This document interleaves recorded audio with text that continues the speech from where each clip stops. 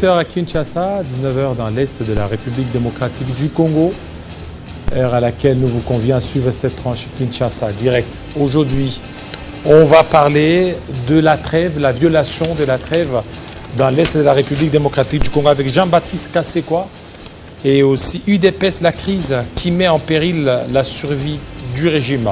Trésor Mwamba, quelqu'un de l'UDPS pour en parler. Mais c'est tout de suite avec notre premier invité.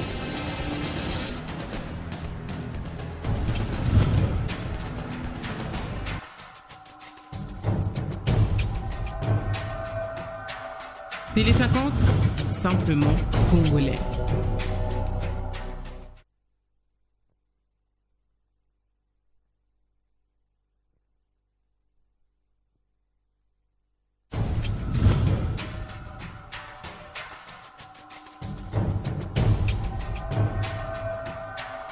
Télé 50, simplement congolais.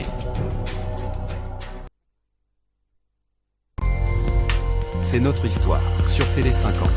Mais ce qu'on a dit dans votre cassette là, monsieur Ludovic, n'a pas dit la vérité. Ils ont décidé de me saboter parce que j'étais Moulopoué et ils ont dit que j'étais légal au Robaudouin. Moi, je m'en foutais du Robaudouin. J'étais Congolais indépendant. Je ne pouvais pas agir en me calquant sur un schéma de Belge. Moi, j'avais été élu depuis mars 1959 comme chef de Balouba au congrès de Tchibata, qui est venu comme une réponse à l'échec des travaux du juge, le magistrat belge, M. Raé. Il était nommé commission, chef de la commission, il est venu, pourquoi? Pour résoudre le conflit Louba-Louba. Mais il a adopté le point de vue de l'administration, à savoir, pour que le conflit finisse, tous les Balouba chômeurs et tous les Balouba de village doivent rentrer chez eux. Tous les Balouba qui ne veulent pas rentrer chez eux doivent maintenant se soumettre à l'autorité coutumière de Chef Kalamba. Tous ceux qui travaillaient à l'administration, comme dans les sociétés, vous êtes Moulouba, vous êtes sujet de Kalamba. Mais les Balouba ont dit non, ce n'est pas vrai, ça ne peut pas. Et alors, à partir d'aujourd'hui, notre chef Kalonge est là. Nous lui soumettons nos désidérata, lui vous le dit. Nous n'avons pas d'autre chef que lui, c'est lui notre roi. Il y avait à ce congrès-là, qui a eu lieu à Tchibata, donc chez nous, au Kassai, près de Gandajika, à la suite donc de l'échec de Mukamba, ils sont allés là-bas. Et des gens sont venus de Léopoldville, d'Elisabethville, de Bujumbura, de Kisangani, partout, tous les Balouba qui pouvaient sont venus assister à ce congrès-là. Et ont assisté à mon élection et ont participé à ma consécration. Alors qu'on vient de dire après que moi je me suis imposé, c'est des imbécilités. J'ai dit ça, ce sont des imbécilités. Et je n'avais pas besoin de dire qu'on m'envoie le Mumba. Pourquoi? Moi j'avais voulu faire chuter le Mumba au Parlement. Dans l'opposition, j'étais chef de l'opposition. Je n'avais pas besoin de le tuer, moi. C'était l'un de... D'ailleurs, on a envoyé... Monsieur Abdoulaye, plutôt monsieur, il est revenu. Sa femme est venue. Mobutu est venu. Et la deuxième fois que j'ai chassé Mobutu, j'ai appelé mon premier ministre. Pourquoi ces gens-là viennent ici? Ils restent chez toi, ils dorment chez toi. Mais de quoi est-ce qu'il s'agit? Ils ne reconnaissent pas ma province. Ces gens-là partis, je reçois un télégramme. Qu'est-ce que c'est que ça vous qui me dit? On va m'envoyer 3 colis. J'appelle mon premier ministre, je dis, mais Kassovou m'envoie ce télégramme, 3 colis, c'est quoi? Et il m'a dit qu'en somme, il s'agissait de Lumumba, un polo. Moi, je dis, mec, allez-vous-en. Et ça, je ne m'en parlais pas, je ne veux pas du tout. J'ai envoyé tout de suite un télégramme. Dites à Kassavoubou que Lumumba, Polo et Okito ne peuvent pas venir chez moi ici. Je refuse. Si l'avion vient, il n'atterrira pas. C'est notre histoire sur Télé 50.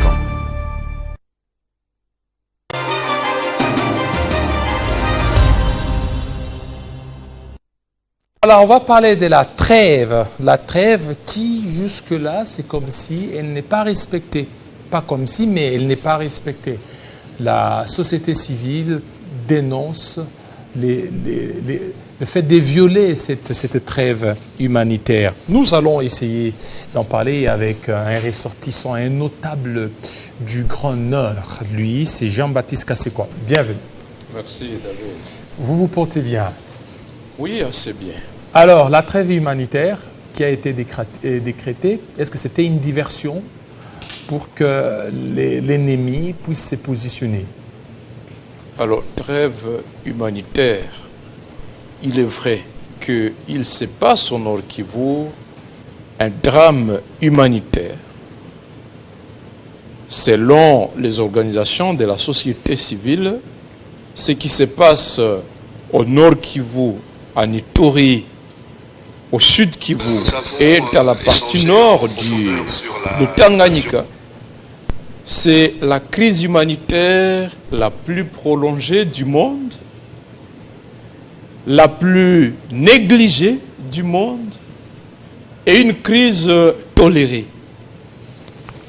Alors, pour revenir à la situation du Nord Kivu, effectivement, depuis que cette guerre a commencé, cette guerre d'agression, eh bien, la situation à province du Nord Kivu, au plan humanitaire, elle est indescriptible. D'abord, autour de la ville de Goma, des déplacés qui sont depuis 2022 jusqu'à ce jour dans des conditions infrahumaines. Ensuite, tous ces déplacés qui sont partis de Kichanga pour Mweso. Les agresseurs les ont chassés de Mweso, ils ont fui à Kashuga. De Kashuga, ils ont fui pour Kikuku. De Kikuku, on les a pourchassés, ils ont fui pour Lusoa. De Lusoa à Kanyabayonga. Dernièrement, de Kanyabayonga à Kaina, de Kaina à Kirumba, de Kirumba à Miowe, de Miowe à Kassé, de Kassé à Mateme, jusque dans les zones vers Alimbongo et Lubero. Et dans ces zones-là, Lubero, il n'y a pas de personnel humanitaire. Il n'y a pas d'ONG. C'est dire que... Là où il y a la population. Si. Leur situation n'est pas connue. Il n'y a personne pour faire le monitoring. Et l'autorité administrative qui est sur place n'a pas les outils, n'a pas les moyens nécessaires pour procéder au monitoring, à l'identification, à l'enregistrement. Et donc, on a décrété la soi-disant trêve humanitaire, mais sur le terrain, les populations ne bénéficient d'aucune assistance humanitaire, précisément dans la zone Lubero sous contrôle gouvernemental. D'abord, la situation du personnel humanitaire, elle est bien compréhensible. Il y a une animosité, il y a une hostilité des populations de Wazalendo vis-à-vis de tout ce qui est humanitaire. Vous avez suivi les SIDA du meurtre des deux agents de Tiefaun et de l'incendie de leur véhicule. Donc je comprends bien... Il y a même des convois humanitaires qui ont été attaqués. Oui, il y avait un convoi de 5 jeeps de l'ONG Tiefaun qui avait été attaqué. 2 de leurs agents ont été tués. Nous condamnons de la manière la plus ferme ces actes odieux. Et donc, dans ce contexte d'insécurité, un contexte où le personnel humanitaire ne peut pas opérer, normalement, c'est le gouvernement de la République qui devait intervenir pour assister ces populations. Ce matin, on me parlait d'un enfant de 12 ans et il a fui de Kanyabayonga, seul, il ne reconnaît plus où se retrouvent ses parents, et il est autour de la cité de Lubero.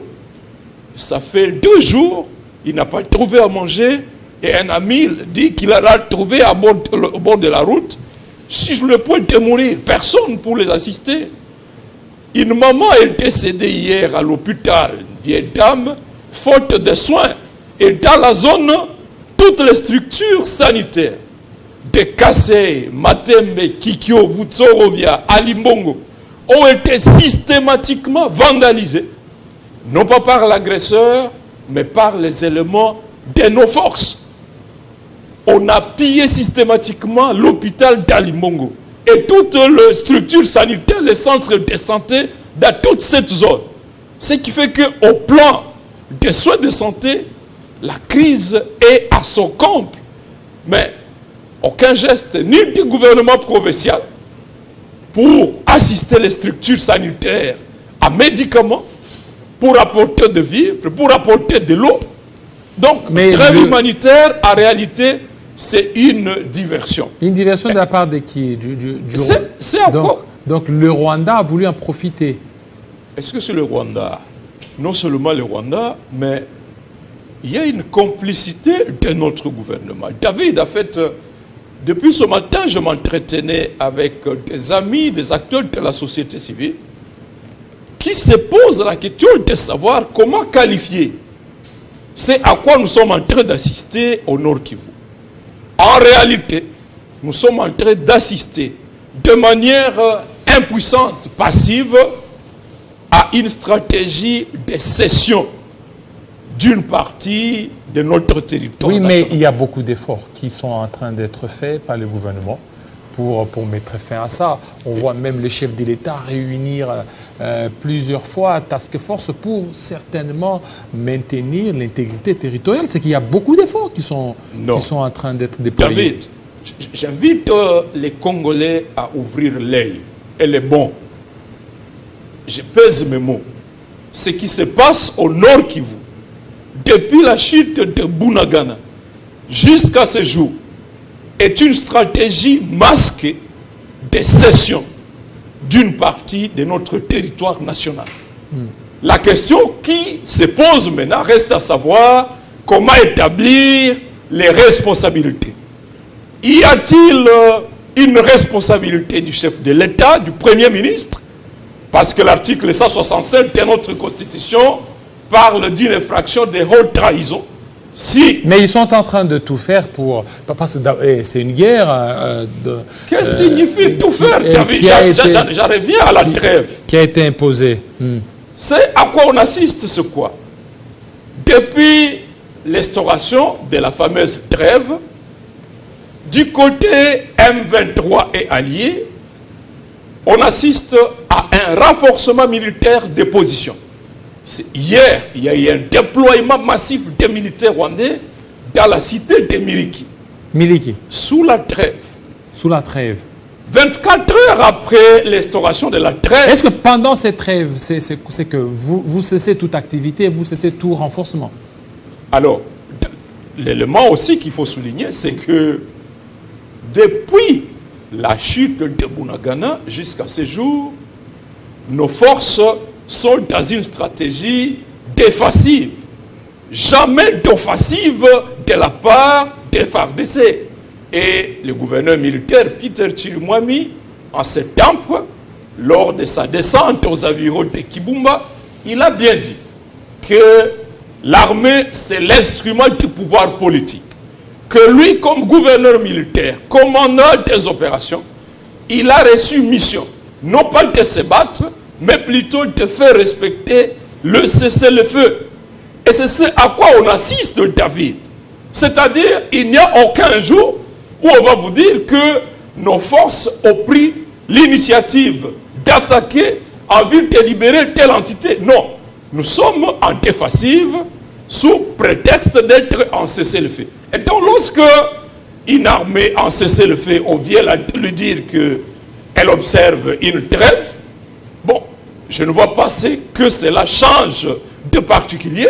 C'est peut-être pour demander à l'ennemi, à l'agresseur, de stopper un peu. Et il en profite, disais-je, à part le fait qu'il est en train de renforcer ses positions en homme et en matériel, c'est à quoi on assiste, c'est qu'il est en train d'implanter l'administration. Alors, est-ce que vous ne voyez pas que notre armée veut certainement respecter ce qui a été dit dans différents accords au niveau de Nairobi, au niveau de Luanda, c'est qu'on maintienne certaines positions, hein, et c'est par rapport à l'esprit et à la lettre peut-être des conventions qui ont été faites. Et finalement, ces conventions-là se transforment à une forme de cession du territoire. Parce que, au nom du cessez-le-feu, le 28 octobre 2022, effectivement, l'ennemi ne s'est pas empêché de partir de Bunagana au lieu de quitter Bunagana, au lieu de libérer Tchanzoué Runyoni. l'ennemi a progressé jusqu'à bloquer la route Goma-Butembo. Donc visiblement... 28 octobre 2022. On est parti signer la feuille de route de Luanda le 23 novembre 2022. Au lieu de la respecter, l'ennemi a progressé le 26 janvier 2023. Il a pris le contrôle de Kichanga. Il a progressé jusqu'à prendre Mouchaki, bloquer la route Goma-Sake-Massissi. À maintes reprises, jusqu'à ses occupations dernières. Ce qui montre que, effectivement, lui ne respecte jamais ce cessez-le-feu. Et disais-je dans la trêve actuelle, décrété le 4 de ce mois, 24 heures après, on a vu Corneille Nangaa tenir ses meetings à Kanyabayonga, à Kaina, à Kirumba. On les a vus établir des bourgmestres dans toutes ces cités-là. C'est dire en violation de la trêve. Eux profitent de cette fameuse trêve pour asseoir leur administration, pour organiser les contrôles des territoires cédés, mais bien plus. L'énoncé de cette fameuse trêve dit que la trêve poursuit 3 objectifs. L'arrêt des offensives. Deuxièmement, le retour des déplacés dans leur zone d'origine. Autrement dit, on demande aux populations ayant fui la progression de l'ennemi, ayant fui Kanyabayonga, Kirumba, Kassé, pour fuir dans les zones sous contrôle FATC jusqu'à Butembo. La trêve a pour objectif de demander à ces populations-là de regagner Kanyabayonga, de regagner Kirumba, de regagner Kibirizi, de regagner les zones sous contrôle de l'ennemi. Donc il faut que l'ennemi puisse repousser, puisse se retirer. Non, comment l'ennemi sera repoussé? Parce que, oui, entre-temps, la trêve dit il n'y a pas d'hostilité. Les FATC, au nom du respect de cette trêve, ne doivent pas attaquer l'ennemi pour reconquérir ce territoire. Et l'ennemi non plus ne peut pas. L'ennemi non plus ne peut pas. Ne progresse pas, mais il contrôle ce territoire qu'il a dernièrement occupé.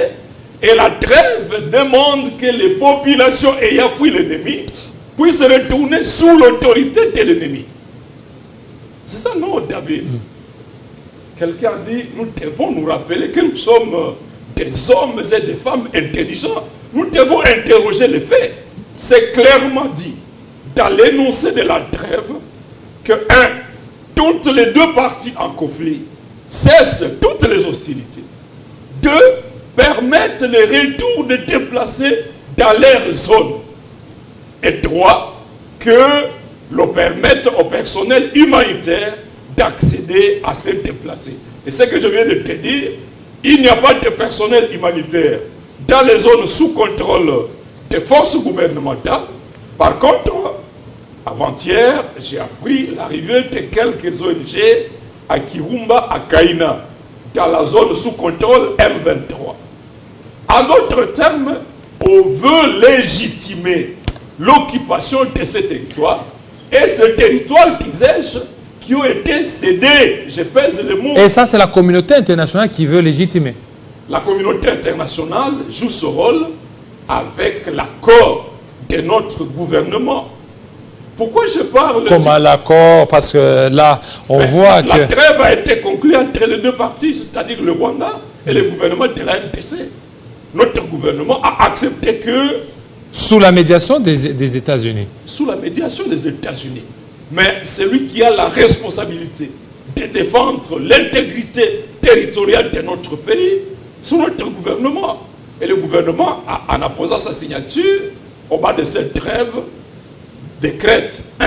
L'arrêt des hostilités, 2. Le retour des déplacés dans cette zone. Oui, mais c'est par amour à cette population-là. Lorsque vous voyez tout à l'heure, vous aviez parlé de cette population meurtrie qui a Kanyabayonga, presque partout, Kaina. Maintenant, voyant cette population qui souffre, le gouvernement a pris cette mesure, une mesure tout à fait humanitaire, pour que cette population ne continue pas à trop se déplacer. S'il y avait réellement de l'amour, cette population n'a même pas besoin d'amour. Elle a le droit d'être protégée.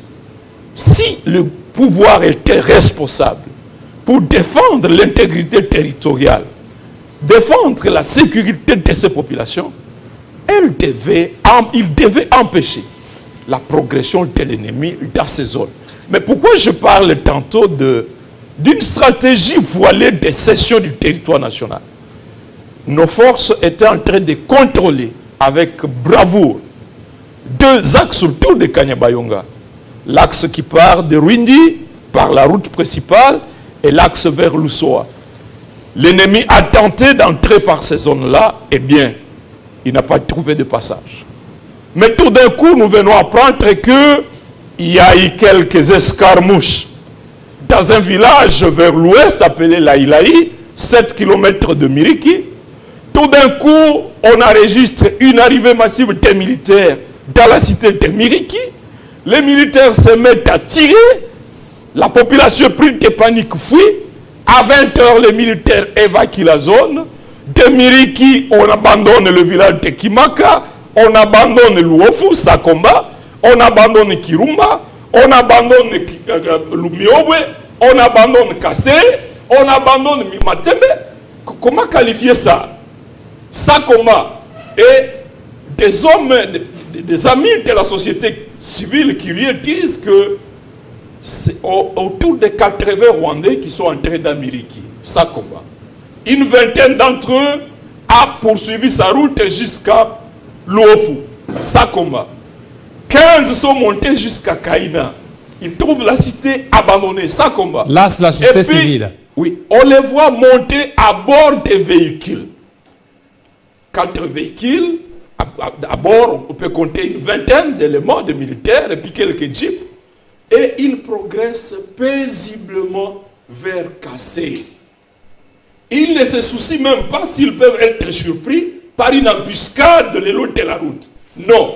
On dirait que quelqu'un disait, nous abandonnons, nous vous laissons le terrain et vous venez paisiblement. Et derrière eux, ils trouvent des tonnes et des tonnes de vivres, des tonnes et des tonnes de munitions.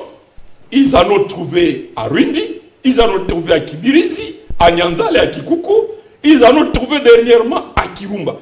Comment ne pas parler d'une stratégie déguisée de cession d'une partie du territoire national mais ce n'est pas encore prouvé. Bon, ce n'est pas encore prouvé. Et dans ce sens-là, ce sont des stratégies militaires. Et peut-être ces stratégies ne peuvent pas être mises sur la place publique. Et parce qu'on est en train de voir, de constater beaucoup d'efforts qui sont en train d'être déployés dans ce sens-là. Vous préservez certainement l'intégrité territoriale. Je lance l'appel au président de la République. Parce que telle est la lecture que la population du Nord Kivu a de plus en plus de cette guerre. Et lorsque cet état d'esprit s'enracine au sein de la population, eh bien, ça devient un comportement dangereux. Surtout lorsque, à plus de ces désespoirs-là, on assiste, par contre, à des exactions de la part de nos forces. Il y a le mercredi de la semaine passée, un opérateur économique célèbre de la zone près à Limbongo, la cité de Boussorovia, a été tué. Boussorovia, c'est où? Dans sa maison. Boussorovia, c'est entre Kassé et Alimbongo. Parce que parmi nos forces, il se retrouve des éléments qui s'adonnent au pillage des cités. Les cités de Boussorovia, les cités de Noluma, de Alimbongo, de Kitsomiro, de Bikara, toutes ces cités-là sont systématiquement pillées. C'est la désolation. Et donc, là, ce sont des je disais, le président de la République, il est le commandant suprême des FARDC. Deuxièmement, il est le garant, n'est-ce pas, de la défense de l'intégrité du territoire national. Lorsqu'on sait la population, il se développe cette compréhension de plus en plus répandue que Kinshasa, c'est ce qui se passe. Kinshasa aurait déjà cédé, vendu le Nord Kivu.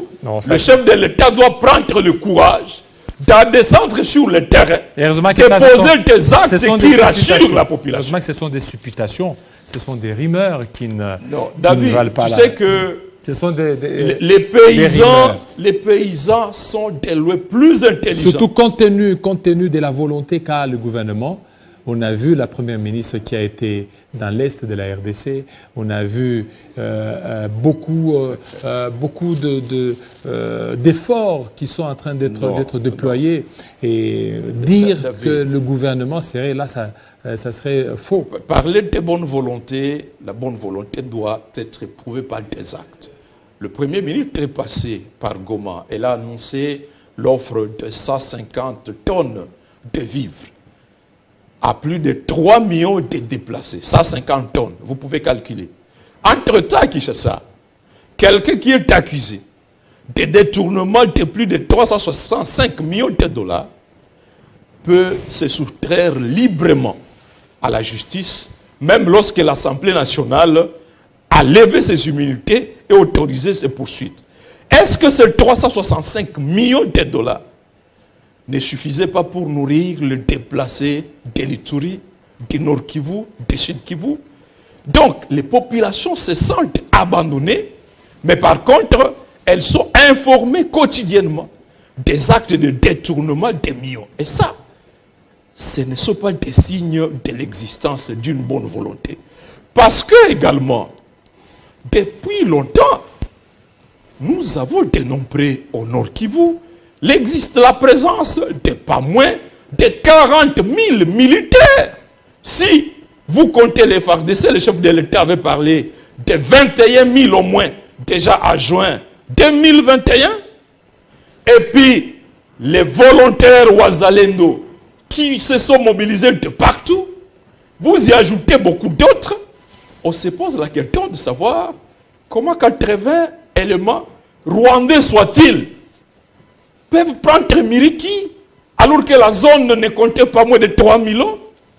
Comment ces gens-là peuvent se balader allègrement? Et ces sources, vous les tirez d'où? De la société civile?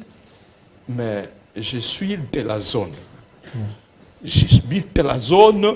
Selon l'article 63, tout Congolais a le devoir de défendre l'intégrité territoriale.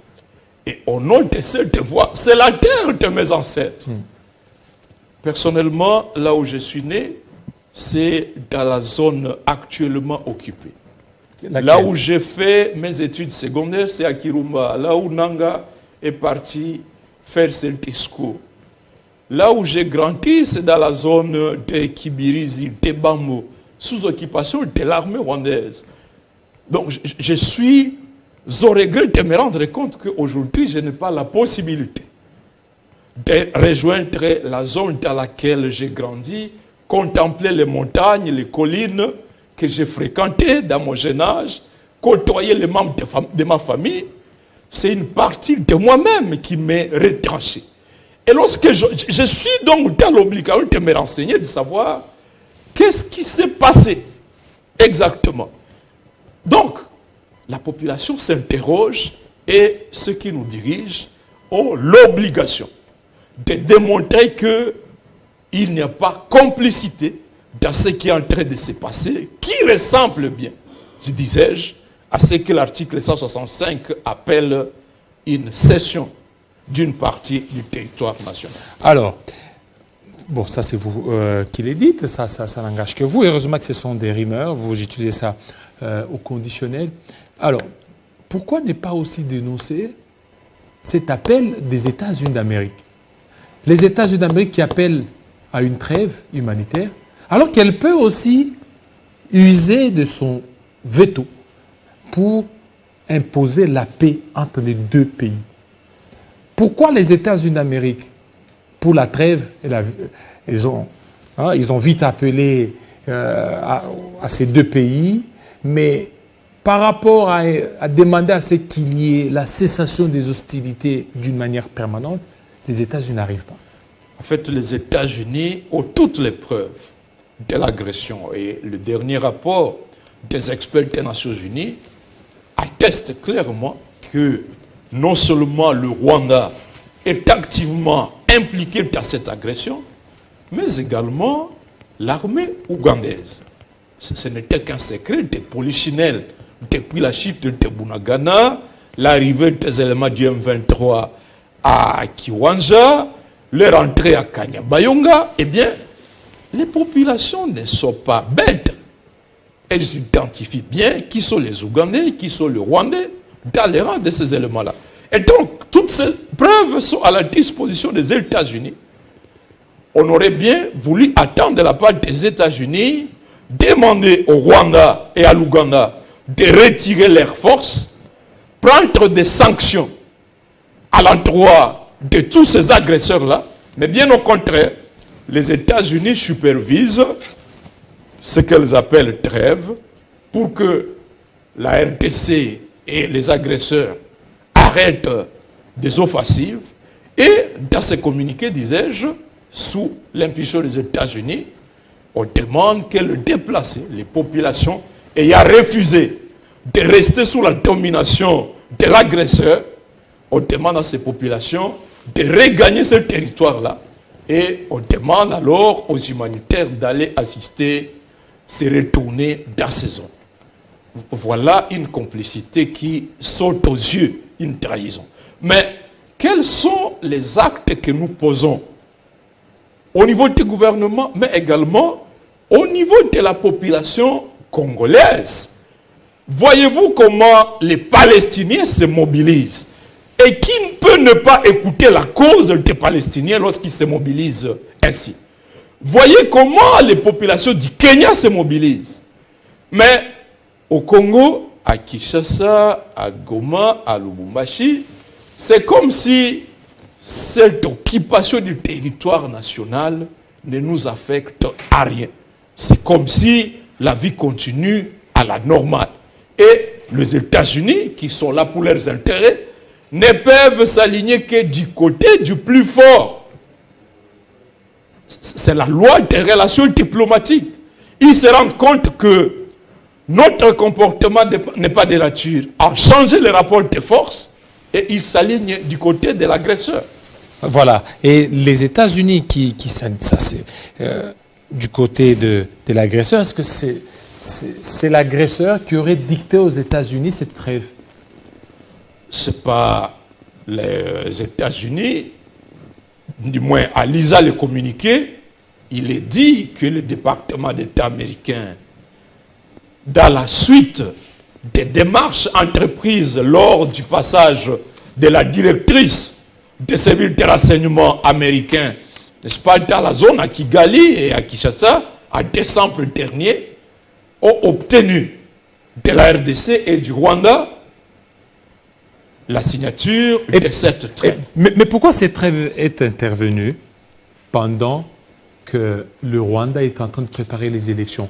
Alors ça, c'est également un élément. Vous savez, David, qu'en fait, ce qu'on appelle M23 et ses progressions, ce sont des unités spéciales de l'armée rwandaise et de l'armée ougandaise qui viennent prendre contrôle des zones où elles rencontrent la résistance des FARDC. Et au Rwanda, les militaires participent au vote. Ils ont les droits de vote. Or, il y a élection, c'est lundi, je pense.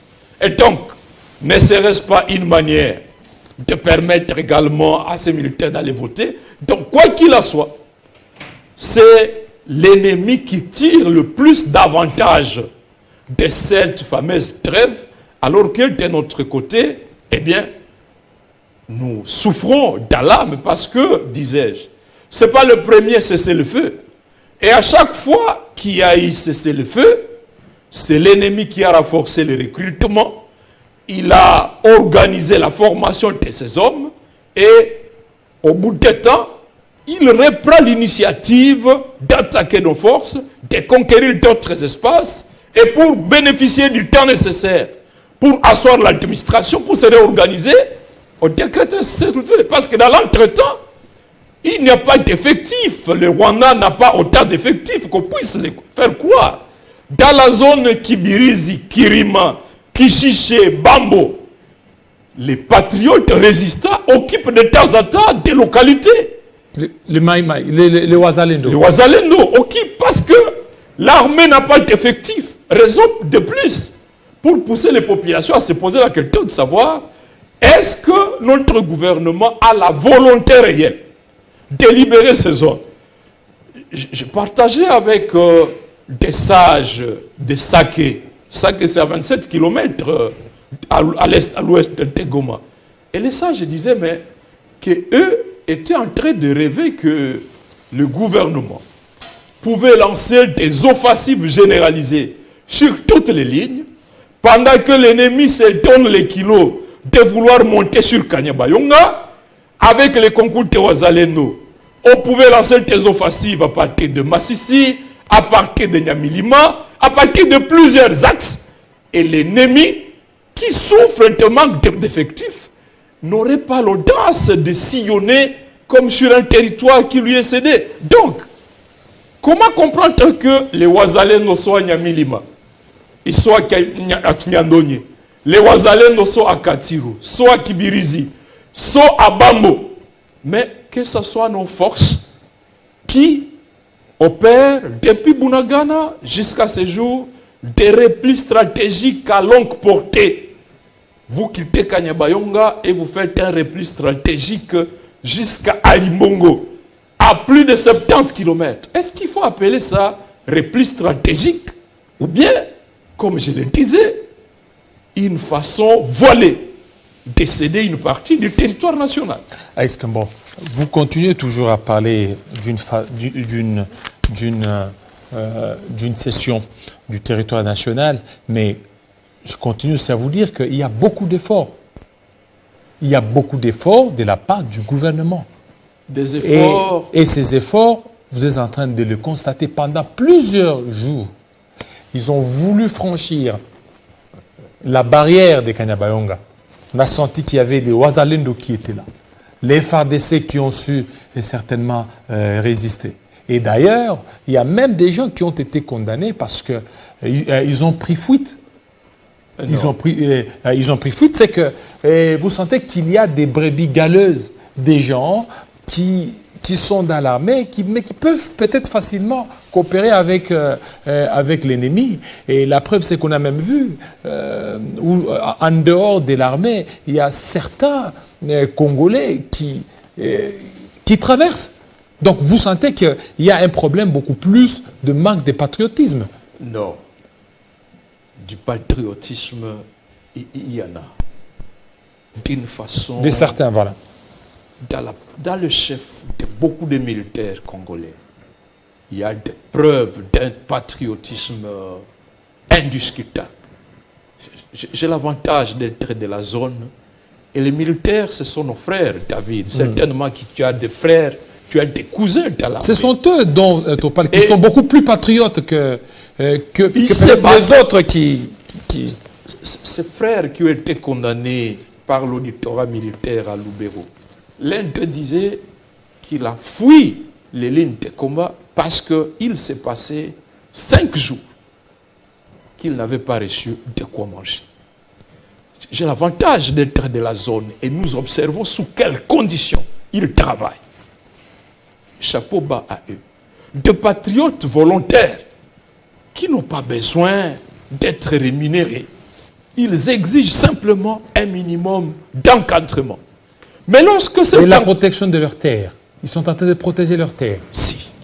Mais lorsqu'ils se rendent compte que de la part des gouvernements qui tiennent des discours propagandistes pour faire croire que, effectivement, les dirigeants sont des cœurs avec ce Wazalendo, mais sur les faits, sur le terrain, vous vous rendez compte que les actes concrets contredisent ces discours-là. Eh bien, ce Wazalendo s'interroge. Mais, quoi qu'il en soit, c'est notre pays, ce sont nos terres. Conformément à l'article 63 de la Constitution, eh bien, nous allons défendre ces terres par tout le moyen. Qu'importe les comportements de l'un ou l'autre de nos dirigeants, c'est ce que je suis en train de dire, l'opinion s'interroge de plus en plus sur le degré de sincérité de nos dirigeants et il est temps qu'il le démontre. Mais Mbosso, l'ancien président de l'Assemblée nationale, il s'était beaucoup plus attaqué à vous ressortissants de l'Est. Quittez les groupes armés. C'est que beaucoup de politiques détiendraient des groupes rebelles et ce sont eux qui ne veulent pas que la guerre prenne fin. David, Un prêtre de Bunia me disait ceci, qu'il se rendait compte que géographiquement, Kinshasa est à 2000 km de l'Est, mais qu'il y avait des dirigeants en qui l'Est était à 10 000 km de Kinshasa. Leur cœur est loin des souffrances des populations de l'Ituri, de Rotouélé, de Nord-Kivu, de Tanganyika.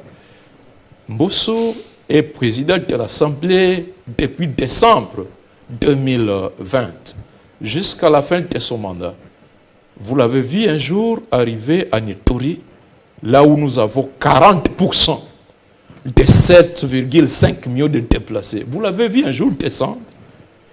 Combien de politiciens vous avez vu descendre à Beni, là où, pendant la période de l'état de siège, nous avons dénombré au moins 416 personnes tuées par mois. Vous avez vu combien de politiciens descendre dans la zone, compatir, comprendre ce qui se passe. Vous savez, la dernière date à laquelle le chef de l'État a été à Goma, c'est juin 2021. Et donc, lorsque Mbosso parle, il faut comprendre que, en fait, il exprime sa distance émotionnelle, sa distance psychologique par rapport vis-à-vis de ce qui se passe, et c'est révoltant. Alors, c'est révoltant. Est-ce qu'aujourd'hui, il y aurait certains acteurs qui voudraient assez que cette guerre continue parce qu'ils sont en train de bénéficier de cette guerre? Non, cette guerre, il est vrai que l'économie criminelle existe. Alors, qu'est-ce qui justifie aussi, par rapport à la question, Goma, qui est devenue une ville propre de la RDC, alors qu'elle est menacée par tous ces terroristes du M23, alors qu'ailleurs où il y a la paix, rien ne bouge. Mais l'autre Qu'est-ce qui façon, explique l'économie avancée de Goma? Au même moment, David, au fait de poser la question, qu'est-ce qui justifie que Kinshasa soit si sale, alors que c'est le ciel des institutions? Que toutes les routes de la commune de Kinshasa, de Barumbu, de Kassavubu, toutes les routes sont délabrées, alors que Kinshasa, c'est la province la plus riche, à terme des recettes fiscales et autres. Goma s'est construite, d'abord les routes, c'est par une retenue à la source sur la consommation de chaque litre de carburant. Il y a eu un partenariat public-privé entre l'exécutif provincial de Nord-Kivu et la Fédération des entrepreneurs de Nord-Kivu qui exécute des travaux de construction des routes de la ville de Goma, et c'est ce modèle-là qui nous a donné les routes, et la FEC a mis à contribution un service manuel de personnes qui nettoient ces routes. En même temps, l'une des richesses de Nord-Kivu, c'est le dynamisme de sa population. Vous avez des paysans qui, sur vélo, prennent des denrées alimentaires de Kipese jusqu'à Beni, jusqu'à Bunia, jusqu'à Iziro, jusqu'à Kisangani, sur vélo. Ce sont des populations qui ont vécu loin de la présence de l'État central. Ils ont de la résilience. Une très forte résilience. Ils n'ont pas bénéficié de la présence d'exploitants miniers comme dans le Katanga. Ils n'ont pas bénéficié de la présence de l'administration comme à Kinshasa. Ce sont des orphelins. Et ils ont pris conscience de leur état et ils se prennent à charge. Que ce soit Goma, que ce soit Butembo, que ce soit Beni, que ce soit Bunia. Bunia s'est construit à une vitesse vertigineuse. Et ces populations-là ne demandent que la sécurité pour qu'elles fassent tous. Pour ces populations-là, ne venez pas les flatter au nom de la gratuité de l'éducation. Parce que quelqu'un qui a son champ de cacao, il a 1 kilomètre de cacao. Et 1 kilo à 5 ou 8 $. Est-ce qu'il sera incapable de payer les frais scolaires pour son enfant? Donc, nous avons une population très très dynamique, très très résiliente. Malheureusement, l'État ne répond pas à son besoin le plus ardent, le besoin de la sécurité, le besoin de la paix. Aujourd'hui, cette population-là, elle est condamnée à la précarité, à la misère. Figurez-vous que la pomme de terre que nous consommons à Goma aujourd'hui vient de la Tanzanie. La farine de maïs, de manioc vient de la Tanzanie. Pour amener l'huile de palme de Beni pour Goma, il faut traverser par l'Ouganda, il faut traverser par le Rwanda. Nous enrichissons ces deux pays agresseurs. Ce sont ces deux pays désormais qui nous nourrissent en viande, en tomates. Toute l'économie alimentaire est au profit des pays agresseurs, alors que nous avons une population dynamique qui pendant des années a nourri le reste de la République. C'est bien dommage. Voilà, c'est bien dommage. Merci beaucoup, Jean-Baptiste Kassekwa, surtout de votre passage dans cette tranche de Kinshasa direct. Voilà, restez branchés sur Télé 50. Le deuxième invité aurait dû être là, compte tenu des embouteillages sur la ville de Kinshasa. C'est excusé. Alors, restez branchés sur Télé 50 tout à l'heure, la grande édition d'Arlette Boutella. Il sera 20h à Goma, 19h ici à Kinshasa. Portez-vous très bien, à très bientôt.